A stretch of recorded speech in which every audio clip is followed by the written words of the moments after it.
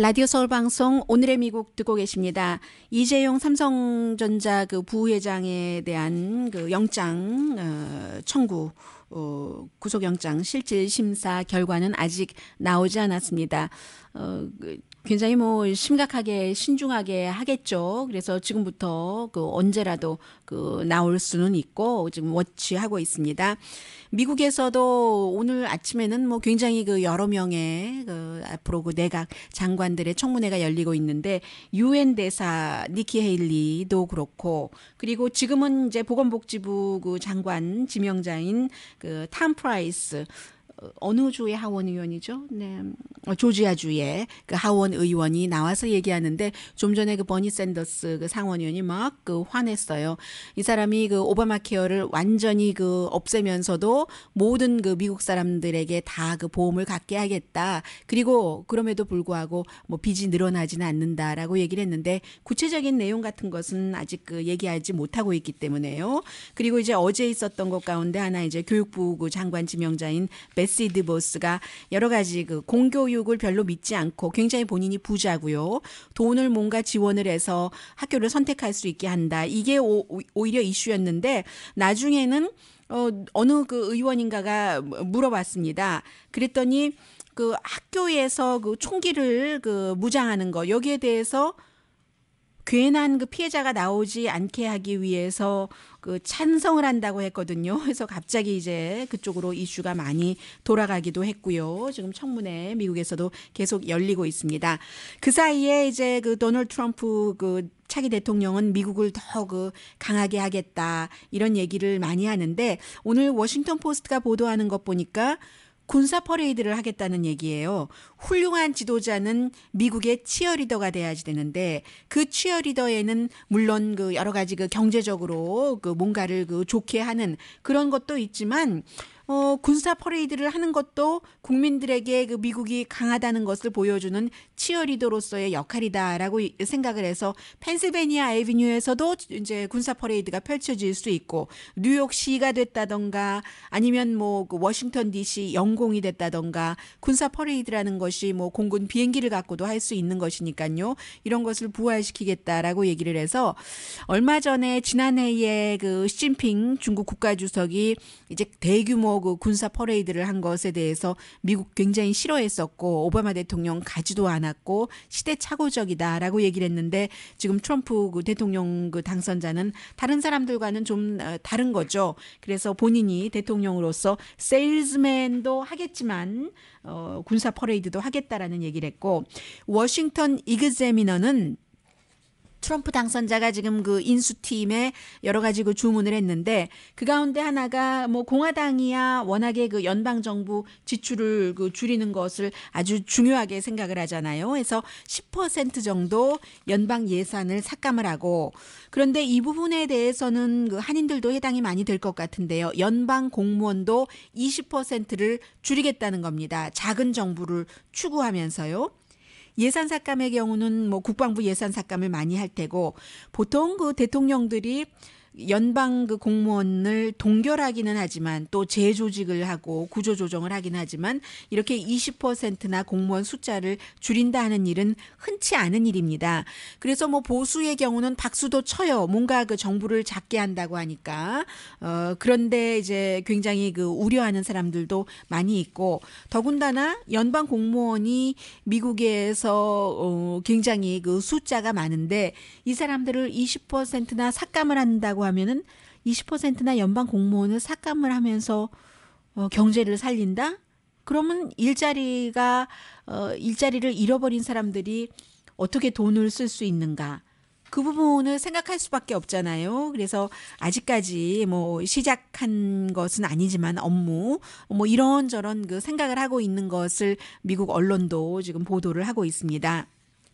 오바마 대통령은 어제는 제가 잘못 말씀드렸어요. 대통령 비서실장이라고 잘못 말씀드렸죠. 백악관 그 대변인이 마지막 브리핑을 할 때 이제 살짝 그 대통령이 가서 취얼업 하는 거죠. 그리고 우리는 같이 동료였다, 같이 일했다 하는 것을 보여주는 것이고 그런 모습이었는데 오늘 이제 그 마지막 기자회견을 하거든요. 로스앤젤레스 시간으로 오후가 될 것 같은데요. 왜냐하면 지금 청문회가 많이 열리고 있기 때문에 이런 스케줄 조정들을 하잖아요. 서로 하나의 뉴스가 포커스 받는 게 있으면 거기에 포커스를 줘서 국민들에게 알리게 하고 그리고 이제 지금은 오바마 대통령으로서는 나가는 사람이기 때문에 들어오는 트럼프 대통령의 행정부에 뉴스가 좀 더 집중할 수 있도록 이제 양보를 하는 거죠. 그래서 오후에 기자회견을 할 텐데 지지율은 괜찮은 편이고요.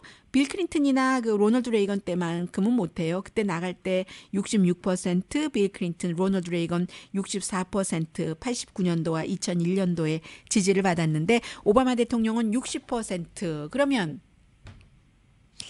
트럼프 당선자는 한 40% 지지밖에 받지 못하는데 대단히 지지를 많이 받고 있는 거죠. 그래서 오늘 마지막 기자회견을 하기 전에 어제 이제 그 대통령 사면이 있었는데 209명 형량을 줄여줬는데 지금 그 첼시 매닝이 사면을 신청을 했고 그 육군 일병 우리가 처음에 알고 있었을 때는 첼시 매닝이 아니라 남자였어요. 이름이 브래들리 매닝이었는데 감옥에 들어가고 나서 감옥에 들어간 이유는 아프가니스탄이나 이라크에 관한 여러 가지 정보 분석관이었기 때문에요.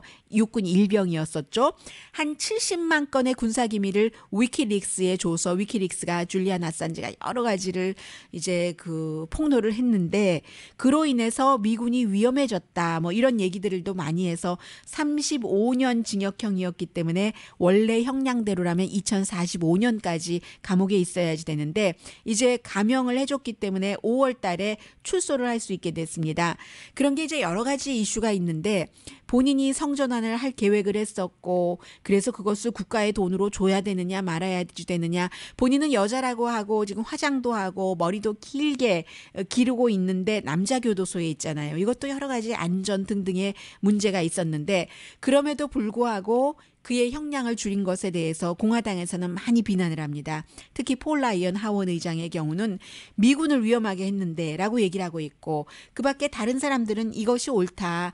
그 사람이 폭로한 그런 그 정보가 뭐 에드워드 스노우든이 그 계약자로서 정부 계약자로서 폭로한 것보다 훨씬 덜 위험했는데 전례 없는 35년 징역형을 선고받았기 때문에 7년형 정도 지금까지 살았으면 그 정도면 충분하다라고 생각하는 사람들도 있고요.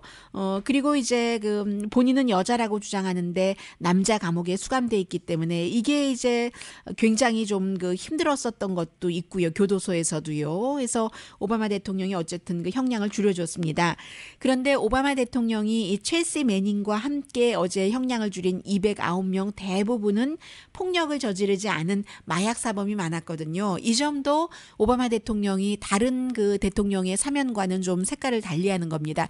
예를 들어서 빌 클린턴 전 대통령 같은 경우는 본인에게 뭐 선거 기부를 많이 했다던가 뭐 대표적인 사람이 그 첼시 딸의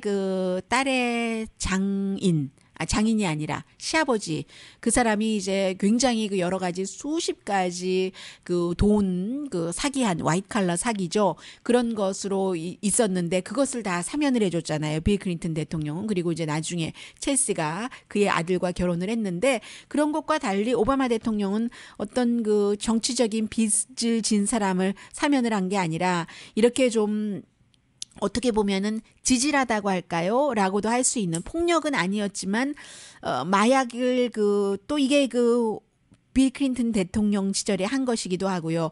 어떤 그 소지했다는 이유만으로 뭐 삼진법에 걸렸었던 사람들도 있고 해서 그런 비폭력 마약 사범이 대부분 형량 줄인 사람에 속합니다. 그리고 로스앤젤레스에서는요, 제가 이제 오늘의 미국과도 그 자주 인터뷰를 하는, 지금은 이제 다른 그 정치인의 보좌관으로 가 있고, 얼마 전까지 KAC의 국장 없는 그 부국장으로 일했었던 그 스티브 강에게 물어봤더니 굉장히 가능성이 있습니다. 완전 가능성이 있습니다. 라고 얘기를 하더군요. 김창준 연방 하원 의원이 있었고, 지금 그 19년 만인데 34지구가 이제 그 하비에르 바세라 의원이 캘리포니아주 검찰총장으로 지명돼서 지금 공석이 돼서 그 지역에서 이제 그 보궐선거가 치러지게 되는 거잖아요. 왜냐하면은 하비에르 바세라는 카멜라 해리스가 이제 또 그 연방 상원으로 갔기 때문에 검찰총장이었다가 그 검찰총장 자리로 갔고 해서 공석이 돼서 굉장히 지금 기회가 좋은 겁니다.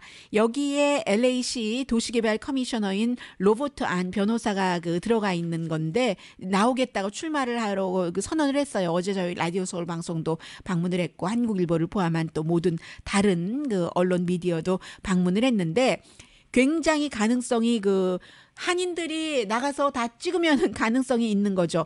제가 여러분들께 오늘의 미국을 방송드리면서 한인이라고 무조건 투표해 주십시오라고 말씀드리지는 절대로 않습니다. 그런데 이제 이 경우는 여러 가지 그 상황을 볼 때 한인이 나오면 좋겠다 싶고 또 그 로버트 안 그 커미셔너가 후보로 이제 나간다고 하니까 후보라고 불러도 되겠네요. 충분히 그 자격이 있다고도 생각이 되고 연방 하원에 어떻게 그 한인이 나올 수 있는 기회가 많지가 않습니다. 그런데 그 스티브 강 그 보좌관이 얘기를 하는 것처럼 굉장히 가능성이 있기 때문에 여러분들도 좀 관심을 가지셨으면 좋겠어요. 한인타운도 포함되고 리틀 도쿄, 다운타운도 그 포함되는 34지구거든요. 여기에 이제 그 유권자 등록이 지금 현재로서 그 30만 뭐 6천 명 정도가 되는데 아시안 유권자가 약 그 5만 명 정도가 되고 한인 유권자가 18,000명 정도가 되는데 보궐선거는 굉장히 그 사람들이 나가서 투표를 하는 그 투표율이 낮잖아요. 투표율이 낮을 때는 많은 사람들이 나가면 굉장히 가능성이 높아지는 거고요. 에머리 대학교 나왔고 USC 그 법대를 그 졸업을 했습니다. 그래서 일단 여러분들께 이름 알려드립니다. 로버트 안. 지금 한 뭐 10명 이상이 나왔는데 거의가 이제 히스패닉계고 왜냐하면 하비에라 바세라의 지역구이기 때문에 히스패닉계가 10명이 나왔다는 것은 그만큼 히스패닉 표가 분산이 된다는 것이기도 하기 때문에 이게 그 한인으로서는 더 한인 그 연방 하원 의원을 내기 위해서 캠페인을 한다 하면 굉장히 유리한 게 되고요. 일단 오늘 여기까지 그 말씀드리겠습니다. 제임스 한 전 그 LA 한인회 그 회장이 아버지예요. 이 로버트 한 후보의 아버지입니다. 잠시 뒤에 하버드 그 비즈니스 리뷰가 보도를 한 여러분들은 일하실 때 어떤 걸 중요하게 생각하세요? 돈이요? 아니면 기업 문화요? 전해드립니다. 그리고 공화당이세요? 특히 남자분들, 공화당 남자분들은 남녀 그 성차별이라든가 남녀 평등이 지금 미국에 어디까지 와 있는가 여기에 대해서 다른 그룹과는 의견이 다른데요. 한번 비교